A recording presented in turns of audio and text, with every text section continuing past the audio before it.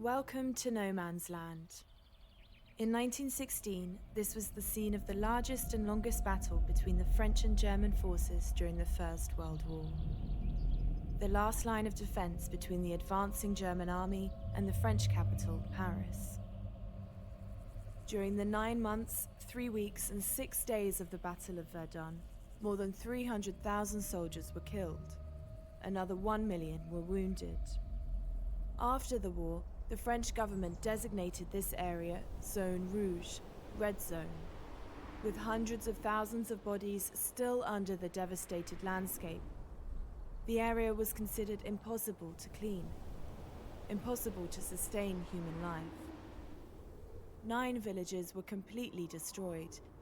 They would never be rebuilt.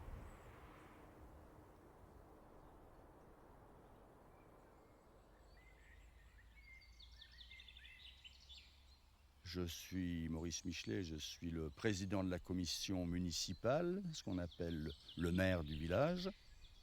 Nous sommes à Bezonvaux qui est un des 9 villages détruits en 1916, pendant 300 jours, 300 nuits, depuis le 21 février 1916 jusqu'au 18 décembre 1916. Tout ce secteur est pilonné, et il n'en reste plus rien.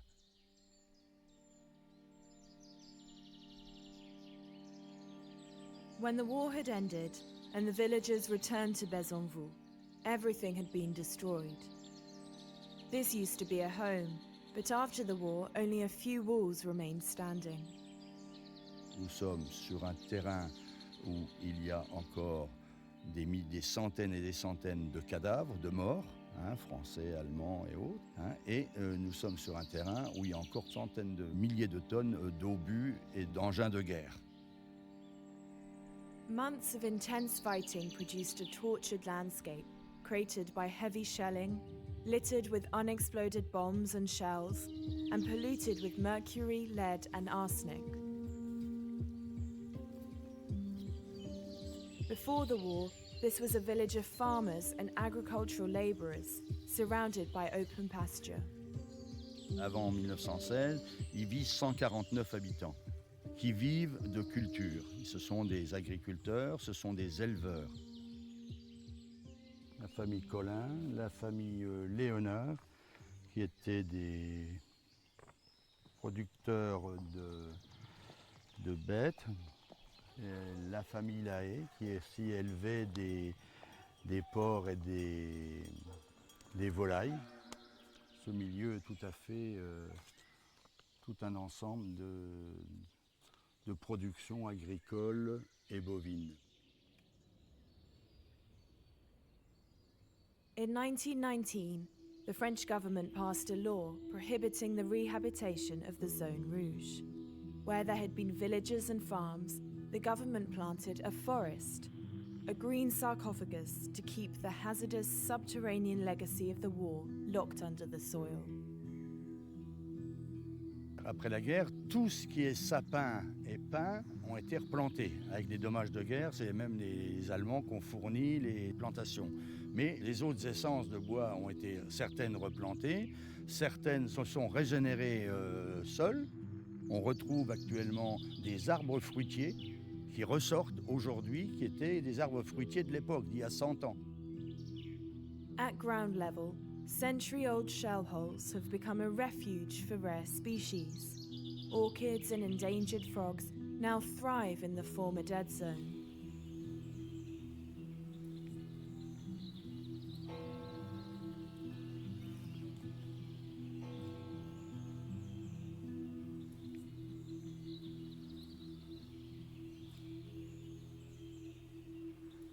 The small chapel, commissioned in the 1920s, brought human life back to Bezonvaux in the years after the war. It provided sanctuary to the displaced, and today continues to be a focus for remembrance and commemoration. On voit au loin le champ de bataille, on voit ces arbres déchiquetés, c'est soigner ceux qui redescendent du front et renvoyer les troupes sur le front. Vu effectivement d'une église, puisqu'on y représente quand même beaucoup, on y représente quand même le prêtre, le Christ, la croyance et la sainteté, la chrétienté de l'époque. Today, a handful of people like Monsieur Michelet are dedicating their lives to preserving the few remnants of Verdun's lost villages and keeping alive the memory of the villagers that died for France.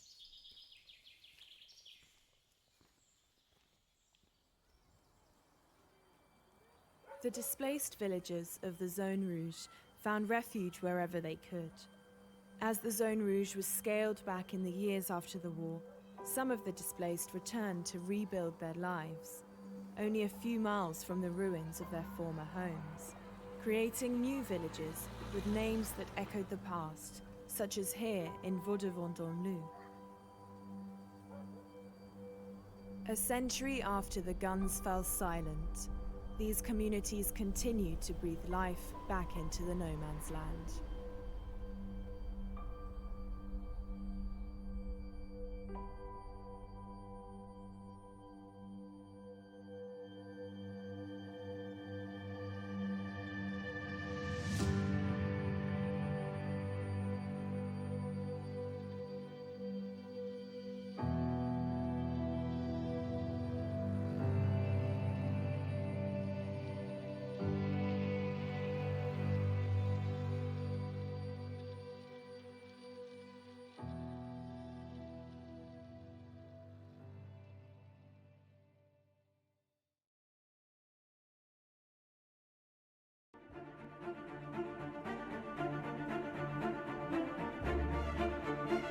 It's December the 26th, 1943, and the Battle of the North Cape is reaching its final conclusion. It would be the last capital ship engagement between Britain and Germany. For 2 days, a large force of British-led ships have been in hot pursuit of the massive German battlecruiser Scharnhorst, after decoding her plans to attack a convoy on its way to Murmansk. Leading Force 1 against the Scharnhorst is the Admiral's flagship HMS Belfast, a town-class light cruiser. At the time, she is the largest and most powerful light cruiser in the history of the British fleet. She has 12 6-inch Mark 23 guns, 6 21-inch torpedo tubes, and a main armour belt of 4.5 inches. Their prey is a beast of a battle cruiser. The Scharnhorst is 150 feet longer than HMS Belfast, with 3 times the displacement, guns almost twice as big, and armour almost 3 times as thick. Naval warfare has changed. She is one of the last of a dying breed. HMS Belfast and her allies intend to render this endangered species extinct.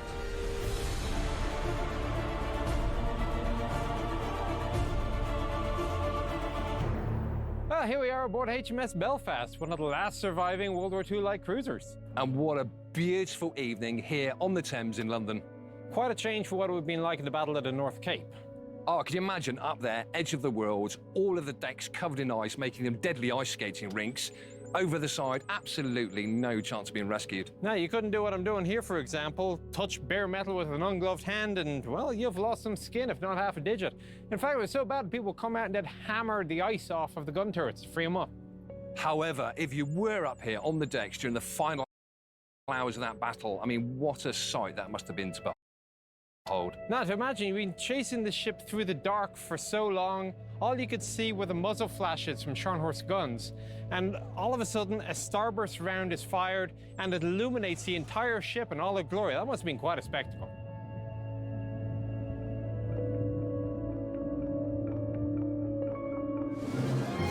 The Belfast and her force eventually crippled the swift battlecruiser and managed to catch up to her. Belfast is running on 4 boilers and 4 Parson turbine engines, providing 80,000 horsepower and a top speed of 32 knots. Wow, look at the size of this boiler room. And this is just a quarter of the propulsion system aboard HMS Belfast. Now, of course, action stations, all of the watertight hatches were sealed, so if any of the compartments were compromised, it wouldn't have the impact of sinking the entire ship. Which came in handy in 1941 when Belfast struck a mine and broke her keel. But that's, of course, the engineering side of it. What about the human aspect? I mean, if you were down here and it was compromised, surely there was absolutely no chance of escape. Now you add to that the heat and the noise, and if the power went out, then you're in complete darkness, and all you get is the vague sounds of battle being transmitted through the hull. Now, of course, there's nothing like the sound of a torpedo scraping the hull to spur you into action. HMS Belfast's advantage over the Scharnhorst is not simply that she has a fully functioning propulsion system. Early in the battle, the Scharnhorst radar was knocked out as well. She is now blinded as well as hobbled. Most importantly, this means that her massive 11-inch guns have no radar-assisted targeting. The Scharnhorst is effectively reduced to firing at muzzle flashes. Meanwhile, the Belfast's fully functional 6-inch gun director passes the Scharnhorst position and bearing to the transmission station computer, which feeds necessary gun barrel elevation and training angle to each of the 4 turrets. This is now truly a battle of David and Goliath. HMS Belfast turrets are complex instruments that required around 50 men to operate. 3 of the major components of each turret are the powder handing room, the shell room, and the gun house. We're now in the powder handing room, the bottom of turret B, and this area is usually out of bounds to the general public. That's where you take one of these powder charges from the flash-tight doors and place them into the hoist. This is all part of a strict fire containment process designed to reduce the chances of a single incoming round vaporizing the entire ship. Of course, a valuable lesson learned at the Battle of Jutland. Now, as well as Belfast having this upgraded armour, there was also the flash doors, which on the other side of there is the magazine, so it separates the magazine from this particular room. Well, as you can see, the powder charge is now on its way up to the gun house. We're now 1 level up in the shell room. And of course, this is where the projectiles get placed into their own hoist, as we're demonstrating now. And you can see surrounding us, we're actually sat in the middle now of a ring of 50 of these 6-inch shells. That's one heck of a bandolier. And indeed, there's an additional 550 rounds in this one shell room alone. And we can see now the rounds going up, each of these individual hoists at a rate of around about 8 per minute. And the final destination, of course, the gun house. We're here now at the final destination, up in the gun house. And here we would have found the crew freezing, dressed in full flash kit for the full 2 days of the battle, grabbing sleep, of course, when and if they could. The rum ration probably would have come in handy.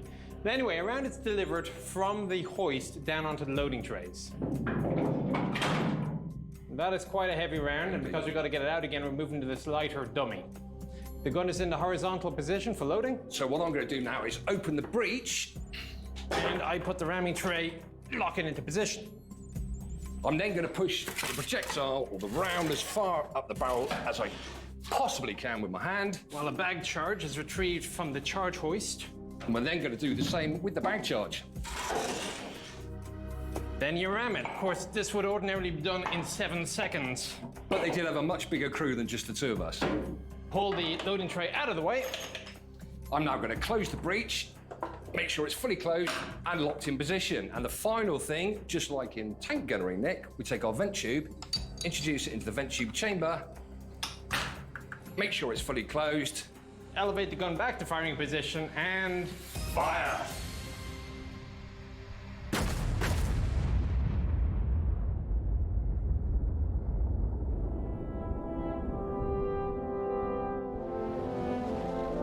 After receiving a final volley of shells and torpedoes, the flaming battlecruiser Scharnhorst brightly lights up the frigid northern night sea. She capsizes, her propellers still turning in the air, as she takes almost all of her complement of 1,960 sailors down with her. From HMS Belfast, Admiral Burnett calls in the final confirmation of kill. Satisfied, Scharnhorst sunk. Naval combat would never be the same again. Though the shifting tide of warfare would carry her through an accomplished career, her vital role in the Battle of the North Cape would forever immortalise HMS Belfast in the annals of naval history.